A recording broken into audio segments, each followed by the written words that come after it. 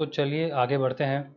आज हम डिस्कस करेंगे लीडिंग एंड लैगिंग का कंसेप्ट। तो ये वाला कंसेप्ट हम लोग क्वेश्चन के साथ डिस्कस करेंगे। तो चलिए क्वेश्चन देख लेते हैं। NP and company has imported goods for $7 lakh। The amount is payable after 3 months। तो एनपी एंड कंपनी ने कुछ माल मंगाया फॉरेन करेंसी में। The foreign currency is dollars. तो $7 लाख का माल मंगाया and the foreign currency is payable after 3 months। The company has also exported goods for $450,000 and this amount is receivable in 2 months। तो company ने कुछ सामान एक्सपोर्ट भी किया है 450,000 फॉरेन करेंसी यानी कि डॉलर का एक्सपोर्ट किया है और उसका जो पैसा है which is the foreign currency receivable वो उसे 2 महीने बाद मिलेगा। For receivable amount a forward contract is already taken at ₹48.90। तो फॉर रिसीवेबल अमाउंट यानी कि $4,50,000। तो $4,50,000 जो कि फॉरेन करेंसी रिसीवेबल है, वहाँ पर बंदे को क्या डर लगता है? तो बंदे को ये डर लगता है कि फॉरेन करेंसी गिर ना जाए और होम करेंसी बढ़ ना जाए, इसलिए वो सेल करता है फॉरेन करेंसी फॉरवर्ड। यानी कि यहाँ पर उसने किया है सेल डॉलर फॉरवर्ड। कौन से रेट पे? तो ₹48.90 पर डॉलर। तो क्वेश्चन इतना पढ़ने से ये समझ में आ जाता है कि एनपीएन कंपनी का जो होम करेंसी है वो रुपीज़ है और इस एमपीएन कंपनी के लिए फॉरेन करेंसी पेबल भी डॉलर है और फॉरेन करेंसी रिसीवेबल भी डॉलर है और इन लोगों ने फॉरेन करेंसी रिसीवेबल का फॉरवर्ड कॉन्ट्रैक्ट किया हुआ है।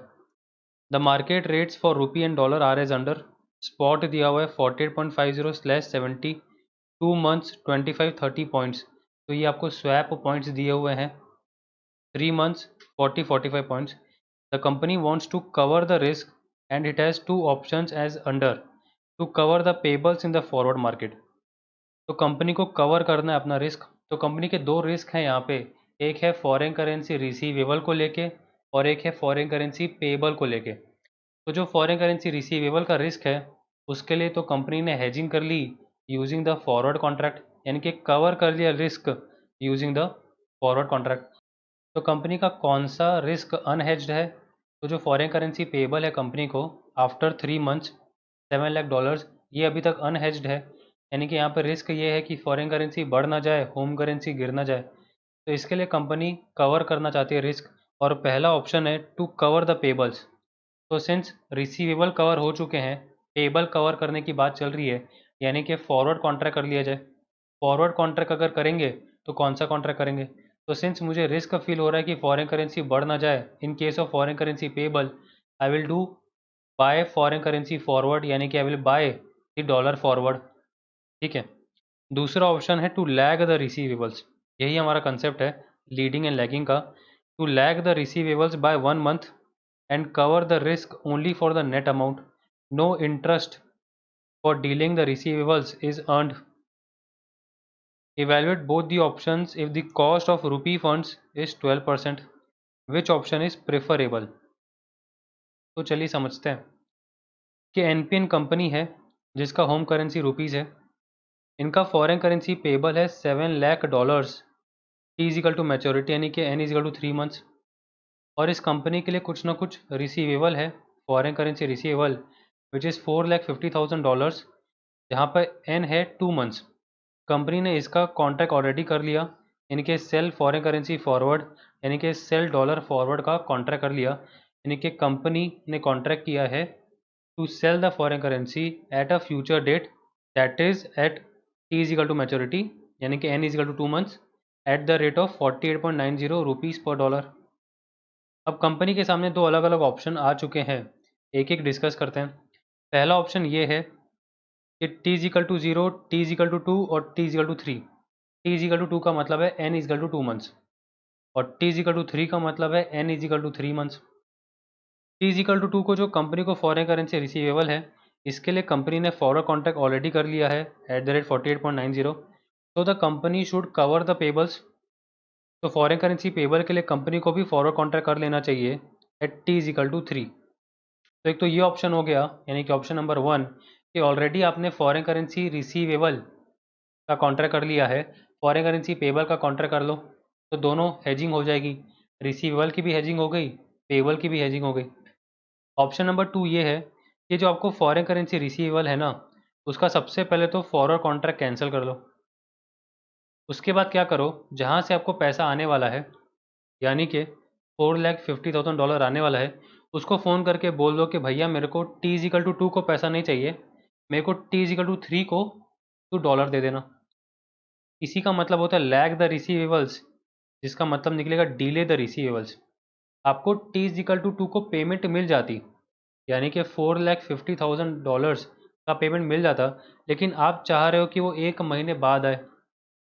इसका मतलब हो गया you have lagged the receivables, यानी कि you have delayed your receivables. T=2 का पैसा अब आपको T=3 में मिलेगा, यानी कि जिसको आपने फ़ोन किया था, जिसको आपने ये कहा था कि मुझे T=2 को पैसा मत देना, मुझे 1 महीना लेट पेमेंट देगा चलेगा, सामने वाला भी मान गया, ठीक है, तो सामने वाला T=3 को फॉरेन करेंसी दे देगा। ऐसा करने से क्या होगा, आपका T=3 को ही, यानी कि जिस दिन फॉरेन करेंसी पेबल था उसी दिन फॉरेन करेंसी रिसीवेबल भी हो जाएगा। तो now you will do the forward contract of the net amount. Net amount कितना होगा, तो net amount will be $7 lakh जो पे करना है, माइनस $4,50,000 जो रिसीव होगा, विच विल बी अराउंड $2,50,000। ठीक है, तो ये हो गया लैगिंग द रिसीवेबल्स, यानी कि लीडिंग एंड लैगिंग का कंसेप्ट, जहाँ पर आपके अलग अलग टाइमलाइंस पे कुछ पेबल खड़ा है और कुछ रिसीवेबल खड़ा है, आपने उसको सेम टाइमलाइन पे ले आया, यानी कि फॉरेन करेंसी पेबल पे आपने फॉरेन करेंसी रिसीवेबल को ले आया, और नेट अमाउंट जो निकलेगा चाहे पेबल हो चाहे रिसीवेबल हो वो हम लोग देखेंगे, उसका फॉरवर्ड कॉन्ट्रैक्ट कर लो। ऑप्शन नंबर 1 है कि फॉरेन करेंसी रिसीवेबल पर भी आपने फॉरवर्ड कॉन्ट्रैक्ट किया हुआ है और फॉरेन करेंसी पेबल पर भी आपने फॉरवर्ड कॉन्ट्रैक्ट किया हुआ है। तो जब रिसीवेबल की बात आएगी तो total home currency inflow at T=2 is equal to actual forward rate T=2 rupees पर डॉलर, डॉलर मेरा बेस करेंसी है which is also the foreign currency, multiply by the foreign currency receivable. 48.90 rupees पर dollar multiply by dollar 4,50,000, dollar dollar cut जाएगा, answer आएगा 2,20,05,000 rupees. तो इतना home currency inflow हो जाएगा आपको T=2 को। अब आप क्या करोगे, अब इस पैसे को आप कहीं इन्वेस्ट कर दोगे, इन्वेस्ट करने पे आपको पैसा कितना मिलेगा, यानी कि इंटरेस्ट कितना मिलेगा, 12% इंटरेस्ट मिलेगा।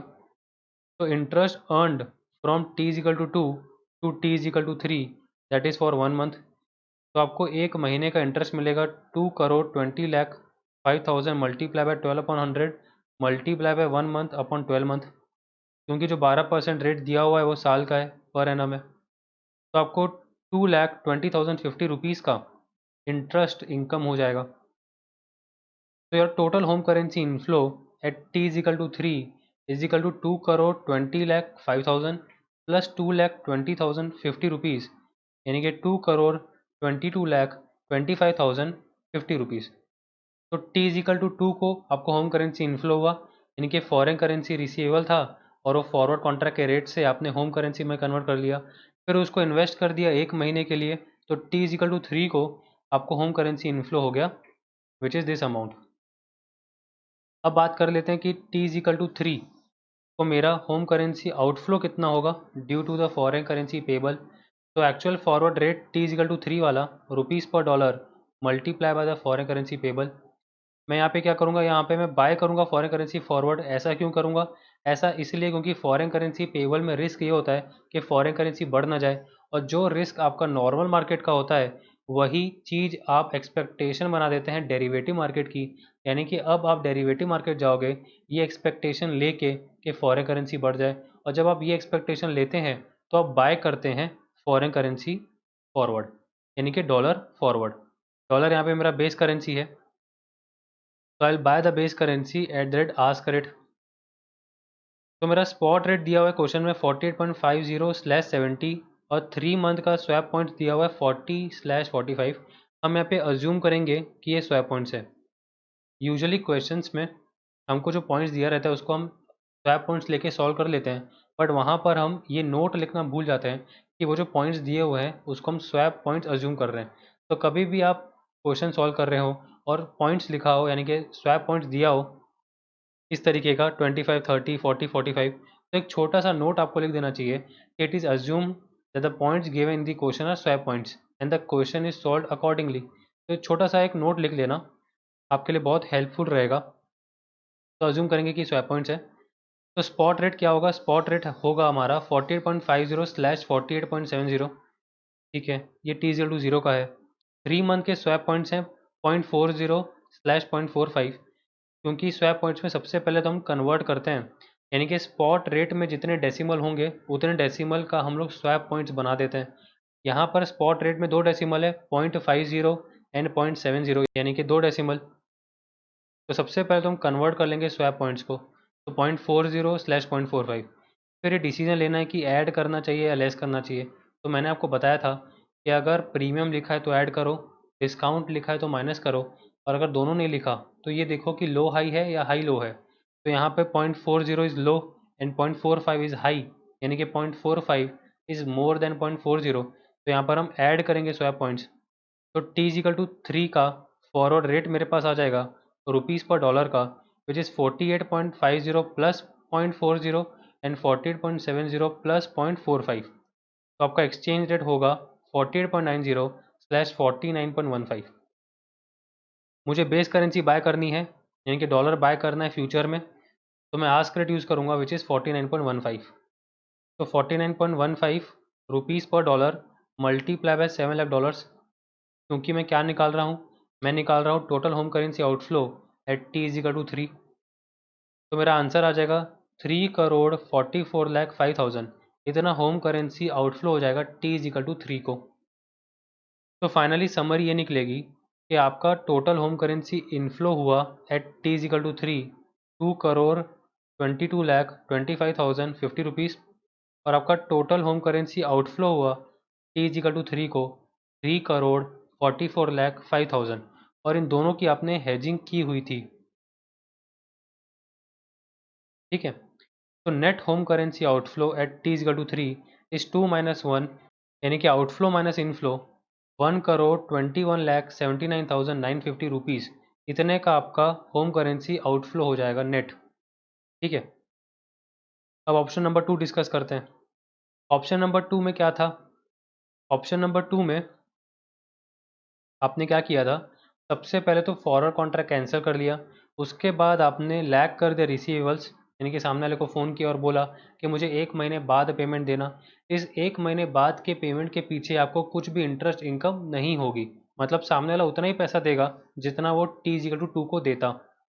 ठीक है, उसके बाद आप क्या करोगे? Forward contract of net amount कर लोगे। ठीक है, तो ऑप्शन नंबर 2 डिस्कस कर लेते हैं।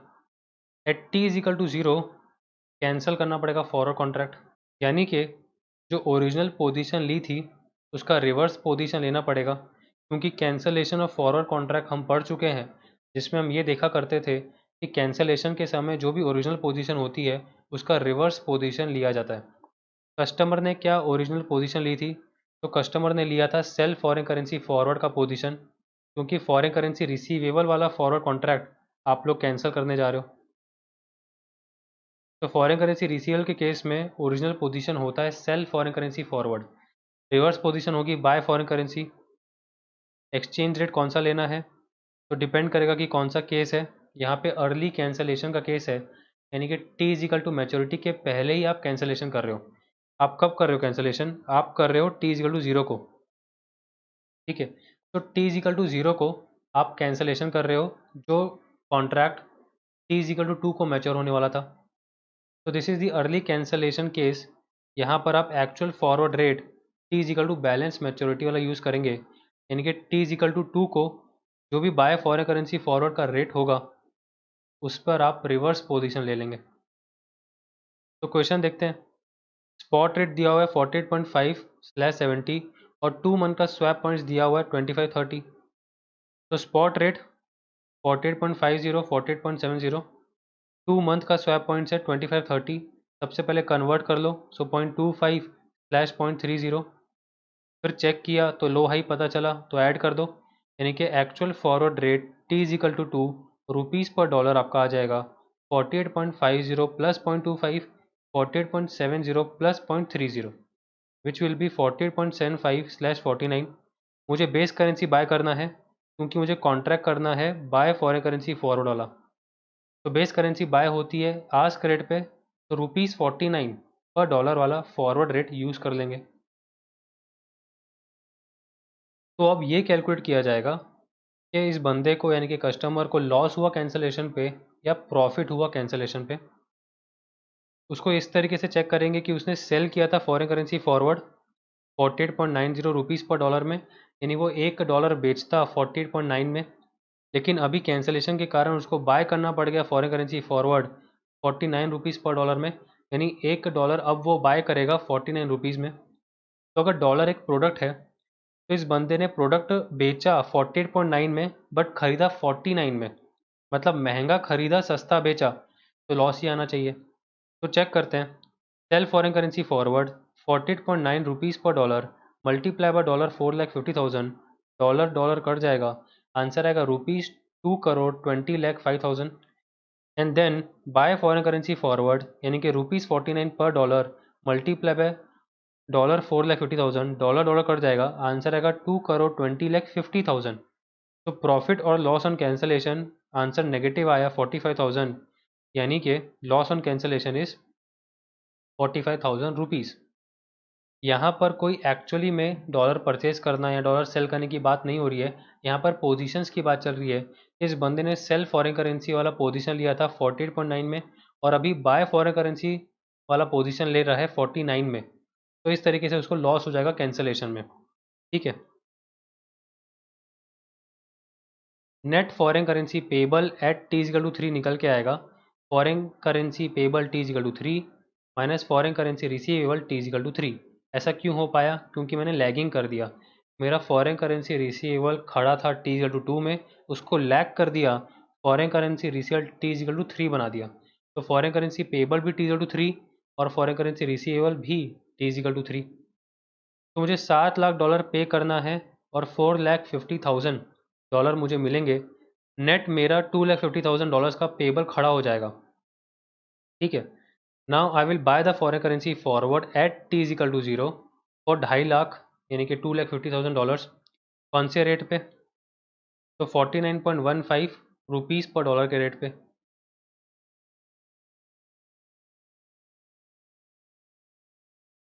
ये देखिए, हमने थोड़ी देर पहले T=3 का फॉरवर्ड रेट कैलकुलेट किया था 48.90/49.15। यहाँ पर हमें बाय करना है बेस करेंसी और बेस करेंसी बाय होगी आस्क रेट पे विच इज़ 49.15, तो यही वाला रेट यूज़ कर लेंगे। अब क्या होगा?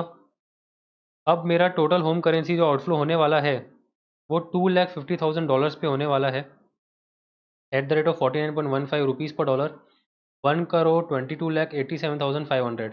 और सिंस मैंने कैंसलेशन कर दिया, मुझे कुछ ना कुछ लॉस हो गया एट T=0 जो कि T=3 के बराबर है 45,000 रुपीज़।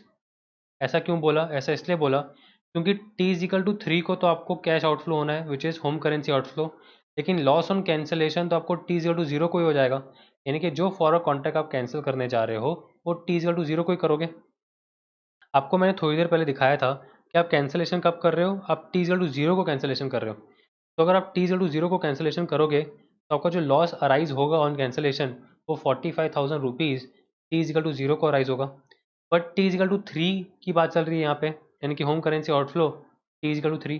तो यहाँ पर हम लोग इंटरेस्ट कॉस्ट को इग्नोर करके चलेंगे, यानी कि 45,000 रुपीज़ जो आपका लॉस हो गया उस पर जो इंटरेस्ट कॉस्ट होना चाहिए उसको इग्नोर करके चलेंगे, यानी कि आपको जो 45,000 रुपीज़ का लॉस हो गया T=0 को, उसे हम T=3 के लॉस ऑफ कैंसिलेशन के बराबर मानेंगे विच इज़ 45,000। तो सेम फिगर को सामने भी रिपीट कर देंगे, यानी कि 3 महीने गैप को इग्नोर कर लेंगे। That is why the loss on cancellation at T=0 45,000 is equal to the loss on cancellation T=3। ऐसा इसलिए किए क्योंकि हम जो प्लस माइनस करते हैं वो सेम टाइमलाइन पे करते हैं, यानी T=3 के फिगर के साथ T=3 के फिगर को ही प्लस माइनस किया जाता है। यहाँ पर जो मैं ऐड कर रहा हूँ 45,000 इन 1,22,87,500 वो इसलिए ऐड कर पा रहा हूँ क्योंकि दोनों सेम टाइमलाइन पे खड़े हैं, विच इज़ T=3। तो मेरा total home currency outflow at T=3 आ जाएगा 1,23,32,500। अब फाइनली कंपेयर कर लेंगे option number 1 versus option number 2। Option number 1 में मेरा आउटफ्लो होगा होम करेंसी का 1,21,79,950 और ऑप्शन नंबर 2 में मेरा होम करेंसी आउटफ्लो होगा 1,23,32,500। आउटफ्लो हमेशा लोअर द बेटर अच्छा होता है, यानी कि आपका आउटफ्लो जितना कम होगा उतना अच्छा होगा। तो हमें ये दिख रहा है कि ऑप्शन नंबर 1 यानी कि जिसमें आप कवर करोगे payable in the forward market, वो एडवाइजेबल है, यानी कि वो प्रिफरेबल है, क्योंकि उसमें जो आउटफ्लो होने वाला है आपका होम करेंसी आउटफ्लो, वो ऑप्शन नंबर 2 से कम होने वाला है। ठीक है, तो इस तरीके से आपका सॉल्व होता है लीडिंग एंड लैगिंग का कंसेप्ट, जो कि मैंने एक क्वेश्चन सॉल्व करके आपको समझा दिया, जहाँ पे लैगिंग का मतलब होता है डिले कर देना। ठीक है,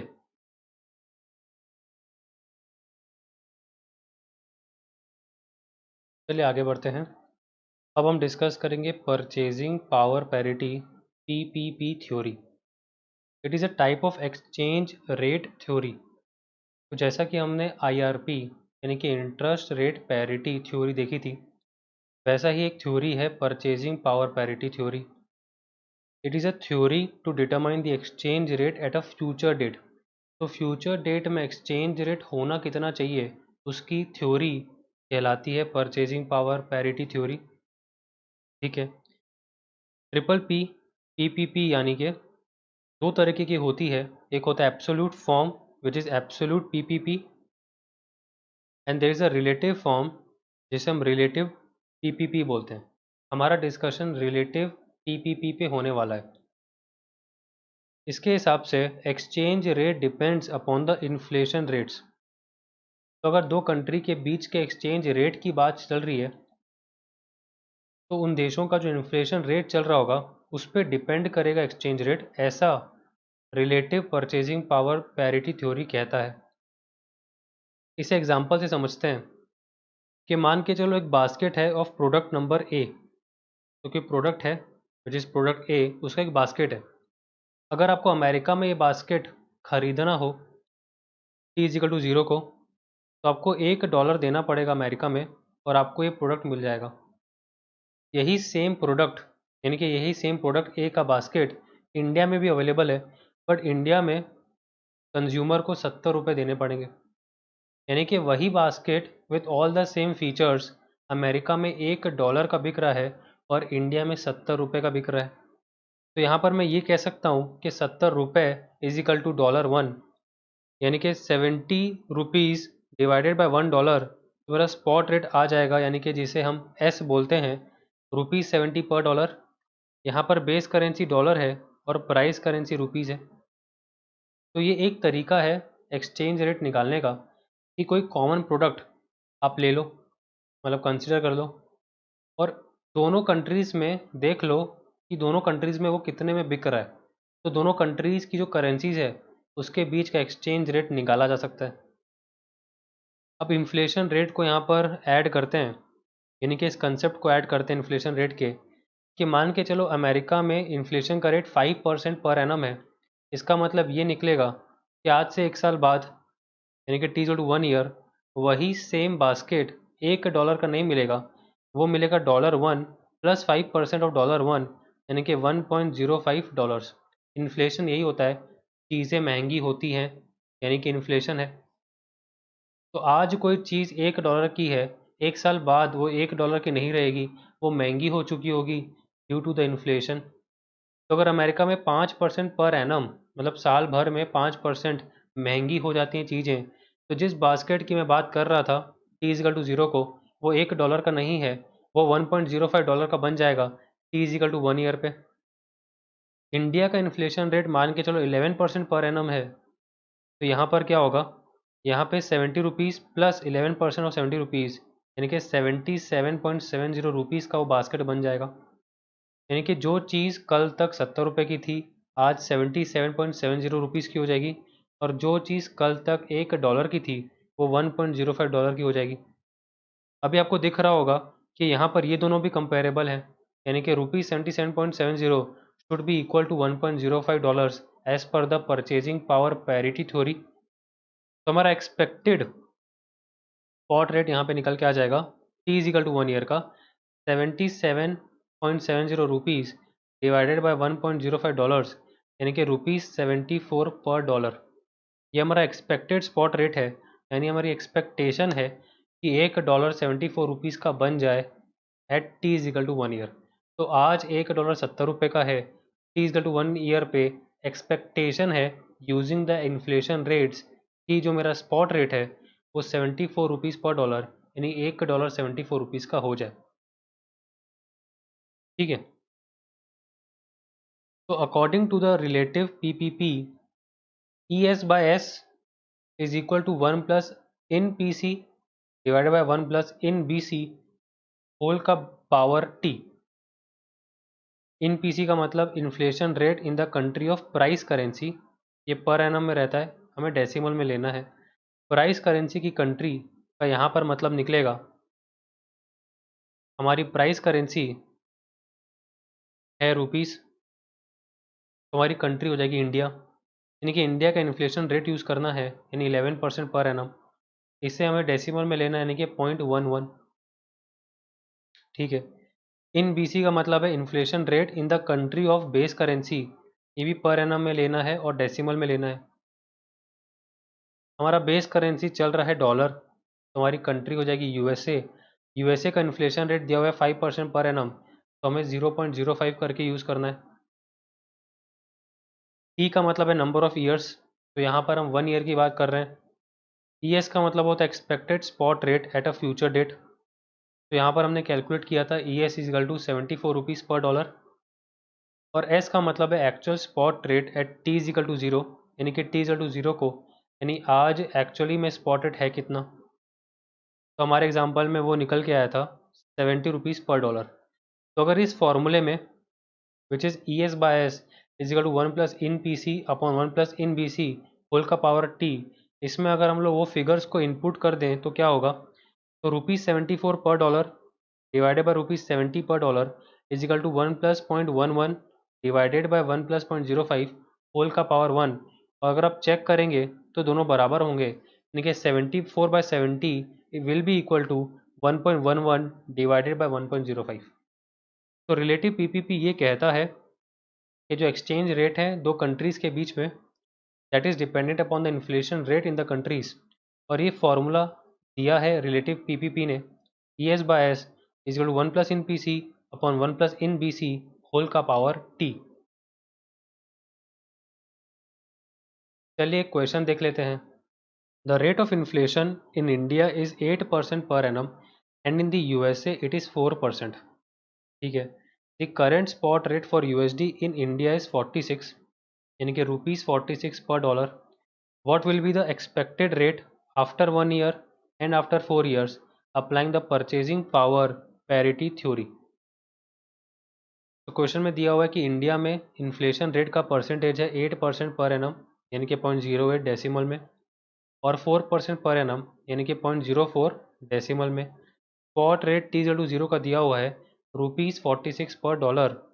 तो बेस करेंसी आपकी डॉलर है यहाँ पे और प्राइस करेंसी रुपीज़ है। ठीक है, तो फॉर्मूला यूज़ कर लेंगे E S by S is equal to 1 plus in P C upon 1 plus in B C whole का पावर टी। तो E S at T is equal to 1, यानी कि 1 साल बाद का अगर आपको एक्सपेक्टेड स्पॉट रेट निकालना है तो टी की वैल्यू 1 लेके चलनी पड़ेगी। तो divided by S is equal to 1 plus in P C divided by 1 plus in B C whole का पावर 1, तो टी का वैल्यू 1 लेके चलना है। तो E S at T is equal to 1 divided by 46 rupees पर dollar is equal to 1 plus 0.08 divided by 1 plus 0.04 का power 1।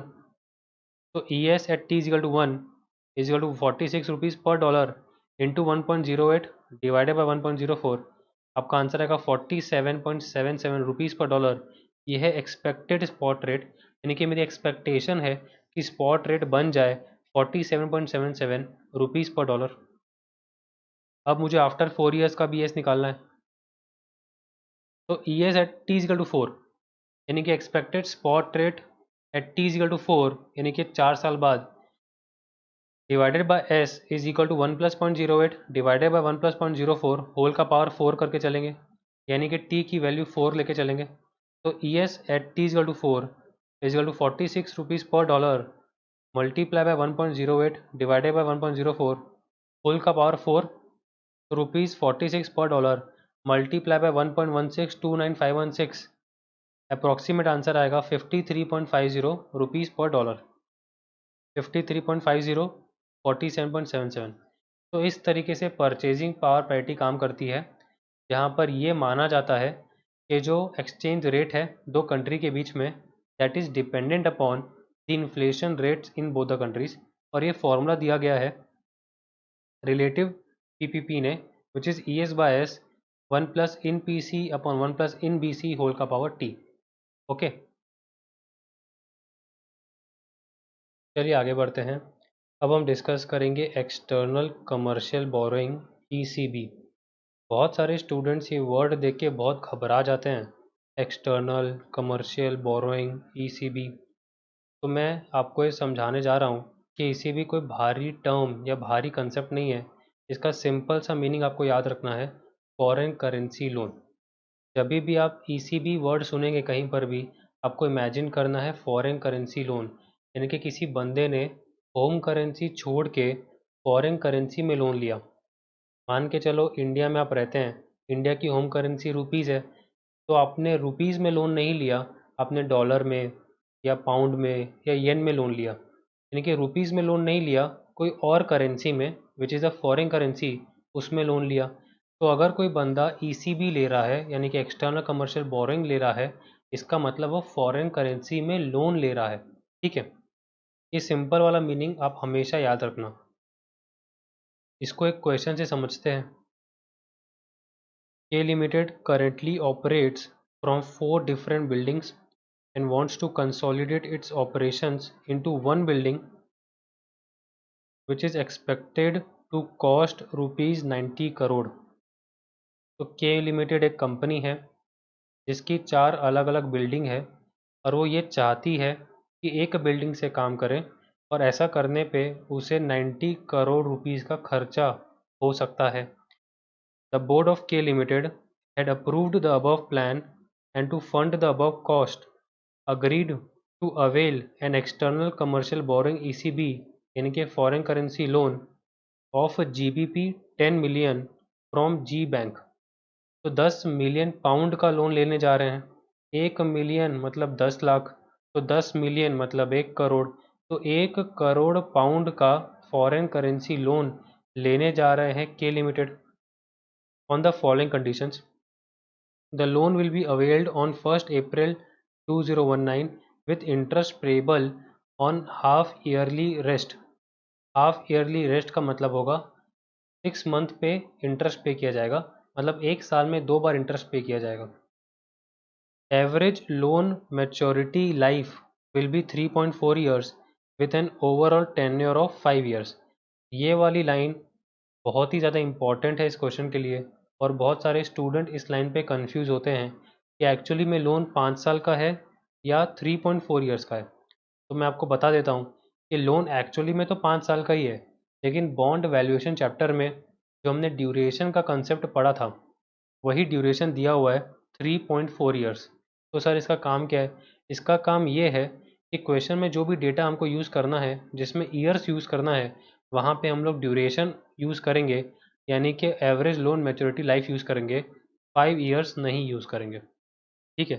Upfront फ़ी 1.2%, यानी कि आपको आज ही 1.2% of the loan amount which is a foreign currency loan amount आपको अपफ्रंट फ़ी पे करनी पड़ेगी।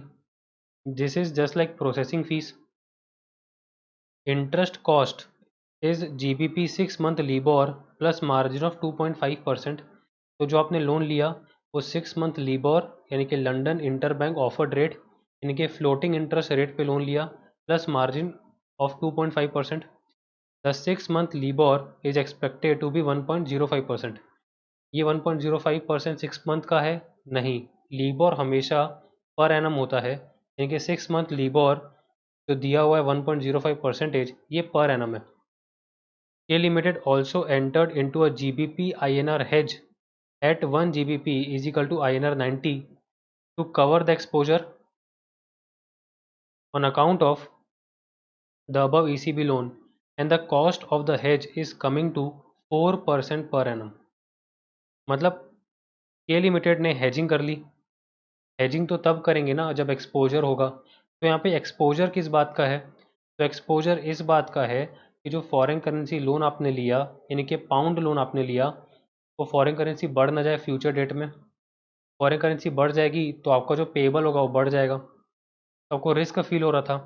तो यहाँ पर कौन सा कॉन्ट्रैक्ट करेंगे? तो यहाँ पर स्वैप कॉन्ट्रैक्ट किया गया, जो मैंने आपको बताया था swap contract in the forex chapter, वो वाला स्वैप कॉन्ट्रैक्ट किया गया, which is GBP INR hedge at 1 GBP equal to INR 90, जिसके थ्रू आपने हेजिंग कर ली of the foreign currency exposure. As a finance manager given the above information and taking the 1 GBP is equal to INR 90। ऐसा क्यों कर रहे हैं? ऐसा इसलिए कर रहे हैं क्योंकि मुझे 90 करोड़ रुपीज़ की ज़रूरत है और मैं लोन ले रहा हूँ 1 करोड़ पाउंड। तो मैं 1 करोड़ पाउंड लोन इसलिए ले रहा हूँ क्योंकि स्पॉट रेट है 1 GBP is equal to INR 90। 1 GBP अगर 90 रुपये के बराबर है तो 1 करोड़ GBP 90 करोड़ रुपीज़ के बराबर होगा। तो मेरी रिक्वायरमेंट फुलफिल हो गई। क्वेश्चन में यहाँ पे 4% पर एनम लिखा हुआ था कॉस्ट ऑफ द हेज, यानी कि हर साल मतलब एवरी ईयर आपको 4% ऑफ द लोन अमाउंट पे करना पड़ेगा। This is the hedging cost. Calculate the overall cost both in percentage and rupee terms on an annual basis. तो चलिए क्वेश्चन को पहले समझते हैं कि क्वेश्चन में स्टेप बाय स्टेप क्या क्या हुआ। सबसे पहले तो हमें ये बताया गया कि के लिमिटेड की होम करेंसी रुपीज़ है और के लिमिटेड को 90 करोड़ रुपीज़ की रिक्वायरमेंट है फॉर सम बिल्डिंग वर्क। इसके लिए के लिमिटेड ने जी बैंक को अप्रोच किया और वहाँ से ECB यानी कि फॉरेन करेंसी लोन ले लिया 1 करोड़ GBP का। स्पॉट रेट चल रहा था T=0 को 90 रुपीज़ पर GBP। 1 GBP 90 रुपये के बराबर है। GBP यहाँ पे बेस करेंसी है, रुपीज़ मेरी प्राइस करेंसी है। तो अगर 1 GBP 90 रुपये के बराबर है तो 1 करोड़ GBP 90 करोड़ रुपीज़ के बराबर होगा। तो मेरी रिक्वायरमेंट फुलफिल हो गई। मैंने जो लोन लिया वो फ्लोटिंग इंटरेस्ट पे लिया, which is 6 month LIBOR plus 2.5%। ये मुझे इंटरेस्ट जो पटाना है वो GBP में ही पटाना है, क्योंकि लोन अगर फॉरेन करेंसी में लोगे तो जो इंटरेस्ट पेमेंट करोगे वो भी तो फॉरेन करेंसी में करोगे। वो कितना है? तो वो है 1.05% per annum plus 2.5% margin, 3.55% per annum मुझे इंटरेस्ट पे करना है। अब T=0 को क्या हुआ, यानी कि आज क्या हुआ? तो मैंने यहाँ पे नंबरिंग कर दिया है 1, 2 और 3। एक एक करके इन इवेंट्स को डिस्कस करते हैं। तो सबसे पहला इवेंट है कि मैंने जी बैंक से 1 करोड़ GBP ले लिया। तो के लिमिटेड जी बैंक के पास गई और 1 करोड़ GBP ले ली, यानी कि एक्सटर्नल कमर्शियल बोरोइंग ले ली, यानी कि फॉरेन करेंसी लोन ले ली। इसके बाद क्या किया इसने, यानी कि के लिमिटेड ने एक स्वैप कॉन्ट्रैक्ट कर लिया जहाँ पे 1 करोड़ GBP का बैग बैंक नंबर 2 को पकड़ा के आ गई और उससे 90 करोड़ ले लिया। मतलब स्वैप कॉन्ट्रैक्ट कर लिया at an agreed rate of 90 rupees per GBP at T=0। तो एक करेंसी दे दी, यानी कि GBP वाली करेंसी दे दी और रुपीज़ वाली करेंसी ले ली, यानी कि 1 करोड़ GBP दे दिए और 90 करोड़ रुपीज़ ले लिए। स्वैप कॉन्ट्रैक्ट मैंने आपको पढ़ाया था, चलिए एक बार थोड़ा सा रिवाइज करवा देता हूँ। तो कुछ इस तरीके से मैंने आपको समझाया था swap contract in the forex chapter कि यहाँ पर T=0 को, यानी कि आज एक करेंसी दे दी जाती है, दूसरी करेंसी ले ली जाती है, यानी कि ए ने करेंसी नंबर 2 ले लिया था और बी ने करेंसी नंबर 1 ले लिया था। तो T=0 को ए के पास करेंसी नंबर 2 है और बी के पास करेंसी नंबर 1 है। ठीक है। इसके बाद क्या होता है, मैच्योरिटी डेट को ए जो है वो करेंसी नंबर 2 वापस कर देता है बी को और बी जो है वो करेंसी नंबर 1 वापस कर देता है। ये जो होता है ये अग्रीड रेट पे होता है। यहाँ पर भी यानी कि T=0 को भी अग्रीड रेट पर ही होता है। तो इसका मतलब ये निकल रहा है कि जो स्वैप कॉन्ट्रैक्ट करने आती है दोनों पार्टीज़, वो आपस में एक रेट अग्री कर लेती हैं। यूजुअली ये स्पॉट रेट होता है। इस स्पॉट रेट पे एक करेंसी दे दी जाती है, दूसरी करेंसी ले ली जाती है, और मैच्योरिटी डेट को पहली वाली करेंसी वापस कर दी जाती है और दूसरी वाली करेंसी भी वापस कर दी जाती है। और किस तरीके से कॉन्ट्रैक्ट किया जाता है और किस तरीके से इनकी एक्सपेक्टेशन रहती है, ये लोग आपस में प्रॉफिट कैसे कमाएं, ये मैंने ऑलरेडी डिस्कस कर लिया था। यहाँ पर आने का मेरा पर्पस सिर्फ ये था, आपको ये याद दिलाना कि स्वैप कॉन्ट्रैक्ट में दो ट्रांजेक्शन्स होते हैं। T is equal to zero को अग्रीड रेट पे एक करेंसी दे दिया, दूसरी करेंसी ले लिया, और T is equal to maturity को जो करेंसी लिया था वो वापस कर दिया और जो करेंसी दिया था वो वापस मिल गई। ठीक है, तो चलिए हमारे डिस्कशन में वापस आते हैं। के लिमिटेड ने एक करेंसी दे दी, जीबीपी दे दी और रुपीज़ ले लिया, 90 करोड़ ले लिया। अब क्या करेगा के लिमिटेड? तो के लिमिटेड अब ये 90 करोड़ रुपीज़ ले करके अपना बिल्डिंग का वर्क चालू कर लेगा, क्योंकि के लिमिटेड को 90 करोड़ रुपीज़ चाहिए थे। ठीक है, यानी कि उसको रुपीज़ वाली करेंसी चाहिए थी, बट उसने जो लोन लिया वो फॉरेन करेंसी में लोन लिया, यानी कि एसीबी लिया, तो उसको उसने स्वैप कॉन्ट्रैक्ट के अंदर में दे दिया और रुपीज़ ले लिया, यानी कि 90 करोड़ रुपीज़ ले लिया। तो ये तो टी इक्वल टू ज़ीरो को हो गया। T is equal to maturity, यानी कि loan repayment at the end of 5 years. अभी क्या होगा? तो सबसे पहला ट्रांजेक्शन ये होगा कि स्वैप कॉन्ट्रैक्ट को एग्जीक्यूट कर लिया जाएगा, यानी कि के लिमिटेड जो 1 करोड़ जीबीपी दिया था बैंक नंबर 2 को वो ले लेगा और बैंक नंबर 2 को 90 करोड़ रुपीज़ दे देगा।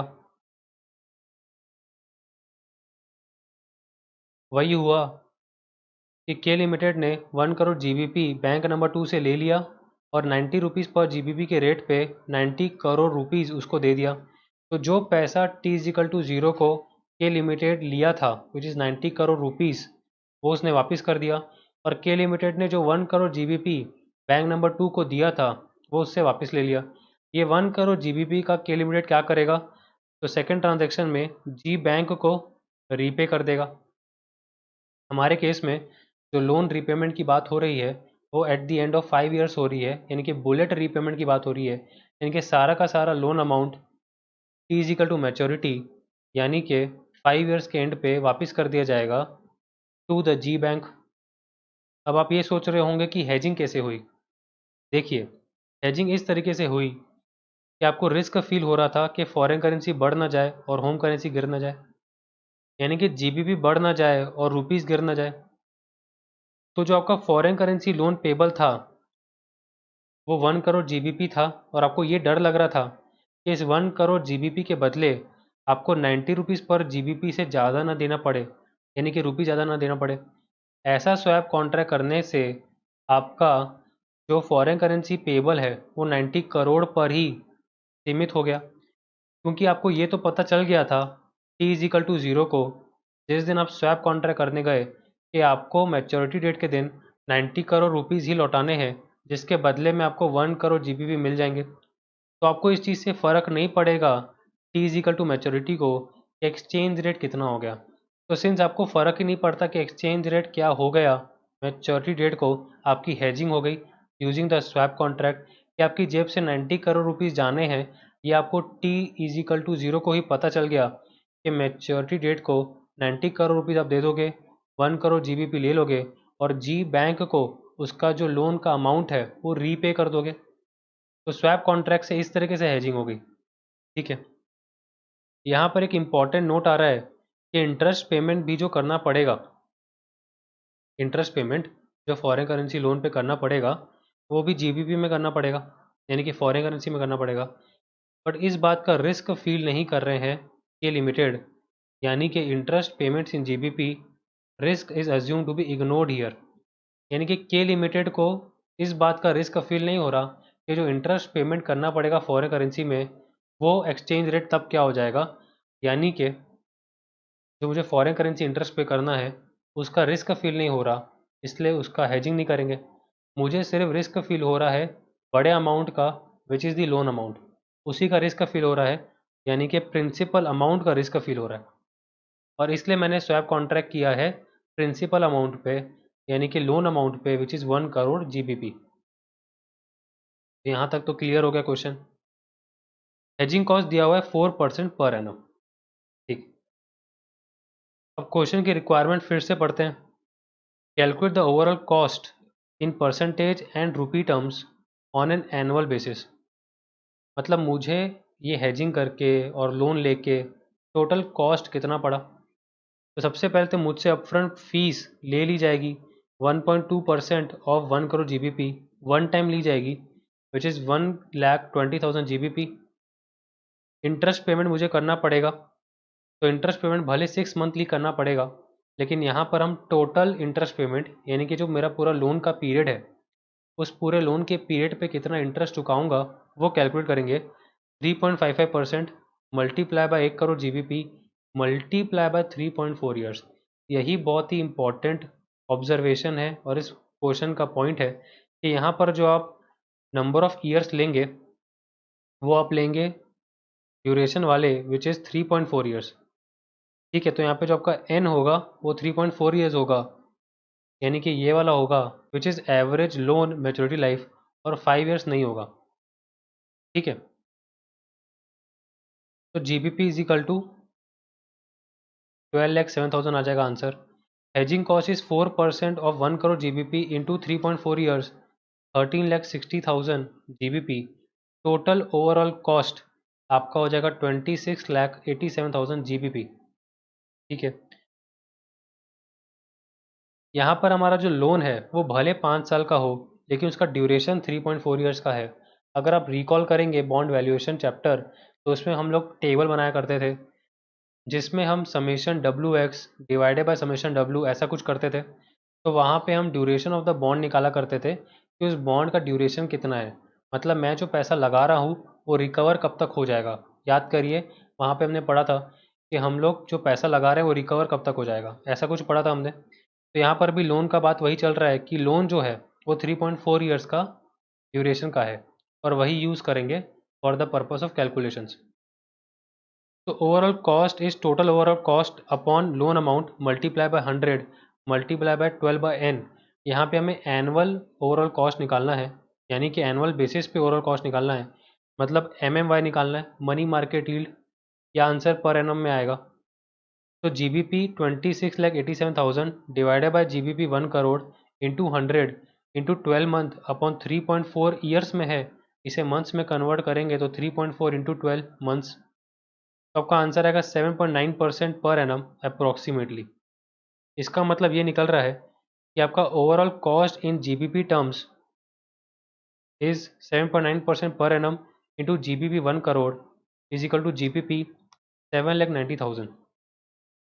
मतलब ये निकल रहा है कि जो भी आपने लोन लिया है उस पर सालाना आपका 7,90,000 GBP जाएगा, आउटफ्लो होगा। ऐसा इसलिए आ रहा है क्योंकि आपके कुछ अलग अलग खर्चे हैं। अपफ्रंट फी जो खर्चा है वो हर साल नहीं होना, वो वन टाइम होना है। इंटरेस्ट पेमेंट हर 6 महीने होना है। हेजिंग कॉस्ट हर साल होना है। तो हमने यहाँ पे एक सिंगल रेट निकाल लिया विच इज़ 7.9%, जिसका मतलब निकलेगा कि सालाना आपका 7,90,000 GBP आउटफ्लो होगा, यानी कि आपकी कॉस्ट है। क्वेश्चन कह रहा है कि रूपी टर्म्स में निकाल के दो। तो ओवरऑल कॉस्ट इन rupee terms 7.9% per annum into 90 crore rupees, क्योंकि 1 GBP is equal to 90 rupees. तो 1 crore GBP is equal to 90 crore rupees. तो 7 करोड़ 11 लाख रुपीज़ का आपको सालाना कॉस्ट पड़ेगा ये लोन लेने पर। What is the cost of hedging in rupee terms. हमारा hedging cost in GBP terms होगा 4% ऑफ 1 करोड़ GBP, यानी कि 4 लाख GBP। तो hedging cost in rupees terms which will be per annum 4% into 90 crore rupees 3 crore 60 lakh rupees. ठीक है, तो ये तो हमारा आ गया कि सालाना हेजिंग कॉस्ट कितनी लगेगी। अगर हमें टोटल हेजिंग कॉस्ट निकालना है तो जो मेरा हर साल का हेजिंग कॉस्ट है उसको नंबर ऑफ ईयर्स से मल्टीप्लाई करेंगे, यानी कि 3 crore 60 lakh rupees multiply by 3.40 years, यानी कि 12 करोड़ 24 लाख रुपीज़ आपका टोटल हेजिंग कॉस्ट आपकी जेब से जाएगा। ठीक है, क्वेश्चन का थर्ड पार्ट है, K Limited wants to pursue an aggressive approach. Aggressive approach का मतलब होगा कि यहाँ पर हम हेजिंग नहीं करेंगे। What would be the net gain और लॉस फॉर के limited if the INR depreciates or appreciates against GBP by 10% at the end of 5 years, assuming that the loan is repaid in GBP at the end of 5 years. ठीक है, तो since यहाँ पर aggressive approach use करेंगे यानी कि hedging नहीं करेंगे, तो इस बात से हमें फ़र्क पड़ेगा कि एक्सचेंज रेट मैच्योरिटी डेट को यानी कि 5 साल बाद क्या हो जाएगा। ऊपर वाले दोनों केसेस में और जो क्वेश्चन मैंने आपको समझाया उसमें हमने ये देखा कि हमको फ़र्क नहीं पड़ रहा था कि एक्सचेंज रेट मार्केट में क्या हो जाएगा। हमने सिंस स्वैप कॉन्ट्रैक्ट करके हेजिंग कर ली थी, हमें हमारा 1 करोड़ GBP मिल जाएगा by giving 90 crore rupees. But अभी हमें नहीं पता कि 1 करोड़ GBP के बदले में कितना रुपया देना पड़ेगा, क्योंकि हम लोग अग्रेसिव अप्रोच यूज़ कर रहे हैं यानी कि हम लोग हेजिंग नहीं कर रहे। क्वेश्चन कहता है कि दो केस लेके सॉल्व करो कि अगर आईएनआर डेप्रीशिएट हो गया अगेंस्ट जीबीपी बाय 10% तब क्या होगा, और अगर आईएनआर अप्रीशिएट हो गया अगेंस्ट जीबीपी बाय 10% तब क्या होगा, नेट गेन या लॉस। ठीक है, थर्ड पार्ट स्टार्ट करने से पहले यानी कि जो अग्रेसिव अप्रोच मैंने आपको एक्सप्लेन किया, मैं आपको एक चीज़ बता देता हूँ कि ये जो क्वेश्चन है ये May 19 अटेम्प्ट में आया था इन द न्यू सिलेबस, और इसका जो थर्ड पार्ट है उससे अगर आप मैच करोगे मैं जो बताने वाला आंसर तो मैच नहीं होगा। पहले दोनों पार्ट्स मैच होंगे बट थर्ड पार्ट मैच नहीं होगा। मैं आपको पहले बता देता हूँ, क्योंकि मुझे जो लगता है इसका आंसर होना चाहिए यानी कि जो करेक्ट अप्रोच है और जो लॉजिकल अप्रोच है मैं आपको वो सिखाने जा रहा हूँ, वो बताने जा रहा हूँ, जो कि बहुत ज़्यादा कंसेप्चुअल है। अगर आप इंस्टीट्यूट के आंसर से मैच करेंगे तो मैच नहीं होगा।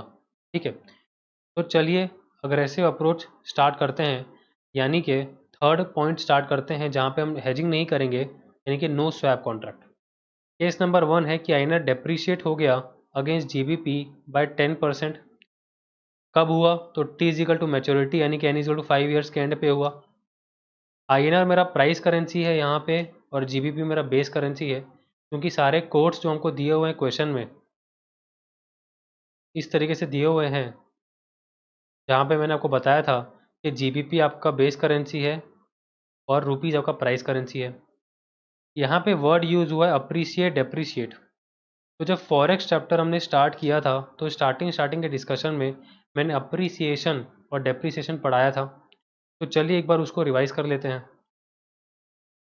तो इस तरीके से हमने डिस्कस किया था appreciation and depreciation of the currency, जहाँ पर हमने देखा था कि अगर रुपीज़ 70 पर डॉलर का रेट दिया हुआ है तो सबसे पहले तो हमने ये देखा था कि हमारी बेस करेंसी क्या है और प्राइस करेंसी क्या है। तो बेस करेंसी वहाँ पर थी डॉलर और प्राइस करेंसी थी रुपीज़। तो अगर क्वेश्चन में दिया हुआ है कि रुपीज़ अप्रिशिएट हो गया, इज अप्रिशिएट 5%, तो हम लोग कैसे निकालते थे नया एक्सचेंज रेट, हम करते थे 70 अपॉन 1 प्लस 0.05 यानी कि 70 अपॉन 1.05 66.67।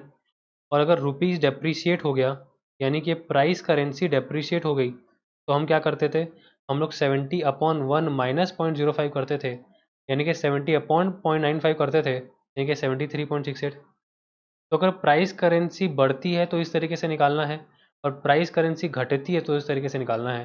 चलिए क्वेश्चन में वापस चलते हैं। तो हम क्वेश्चन में वापस आ चुके हैं। तो जैसा कि मैं आपको एक्सप्लेन कर रहा था कि अगर प्राइस करेंसी कम होगी, जो कि हमारे केस में हो रही है, प्राइस करेंसी कम हो रही है 10% से यानी कि 0.1 कम हो रही है, हमारा नया exchange rate rupees per GBP T is equal to maturity को क्या होने वाला है, 90 अपॉन 1 माइनस 0.1 यानी कि 100 रुपये पर जीबीपी यानी कि 1 जीबीपी 100 रुपये के बराबर हो जाएगा T is equal to maturity को। So my home currency outflow at T is equal to maturity, that is repayment of foreign currency loan, देखते हैं।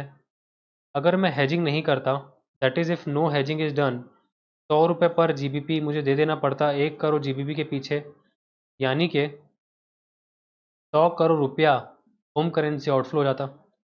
और अगर मैं hedging करता, जो कि हम डिस्कस करके आ चुके हैं अभी, तो 90 रुपये पर जीबीपी के रेट से 90 करोड़ मेरे जेब से जाता। लेकिन 90 करोड़ जाने के साथ साथ मेरा हेजिंग कॉस्ट भी लगता, तो मेरा टोटल हेजिंग कॉस्ट कितना लगता, तो टोटल हेजिंग कॉस्ट लगता 12.24 करोड़ रुपीज़। तो हेजिंग करने पे दो खर्चे होंगे, एक तो मेरा 90 करोड़ रुपया जाएगा जेब से और 12.24 टोटल मेरा जाएगा। और अगर हेजिंग नहीं करूँगा तो सिर्फ 100 करोड़ रुपए मेरे जेब से जाएंगे। तो नेट गेन और लॉस हम कैसे कैलकुलेट करते हैं? हम नेट गेन और लॉस ऐसे कैलकुलेट करते हैं कि अगर आप हेजिंग नहीं करते हैं तो कितना होम करेंसी आउटफ्लो होगा, अगर हेजिंग करते हैं तो कितना होम करेंसी आउटफ्लो होगा। मेरे हेजिंग करने पे 2 होम करेंसी आउटफ्लो होंगे। एक मेरा होगा 90 करोड़ और एक मेरा होगा 12.24 करोड़। यहाँ पर एनम हेजिंग कॉस्ट लेना लॉजिकल नहीं है। ऐसा इसलिए क्योंकि आपका जो हेजिंग कॉस्ट लगने वाला है वो हर साल लगेगा। तो अगर यहाँ पर सिर्फ T is equal to maturity का हेजिंग कॉस्ट लूँगा तो वो इलॉजिकल हो जाएगा। ऐसा इसलिए क्योंकि जो आप दो चीज़ें कंपेयर कर रहे हो, which is no hedging and hedging, उसमें आप ये चीज़ देखोगे कि हेजिंग करने पे क्या क्या खर्चे लगेंगे। तो हेजिंग करने में मुझे हेजिंग कॉस्ट लगेगी, बट वो वन टाइम नहीं लग रही है, वो 4% पर एनम लग रही है, यानी कि हर साल लगेगी। तो यहाँ पर लॉजिकल ये रहेगा कि टोटल हेजिंग कॉस्ट से कंपेयर किया जाए और यहाँ पर टाइम वैल्यू ऑफ मनी को इग्नोर किया जाए। टाइम वैल्यू ऑफ मनी मतलब ये कि पहले जो दो अमाउंट हैं वो T is equal to maturity को खड़े हैं,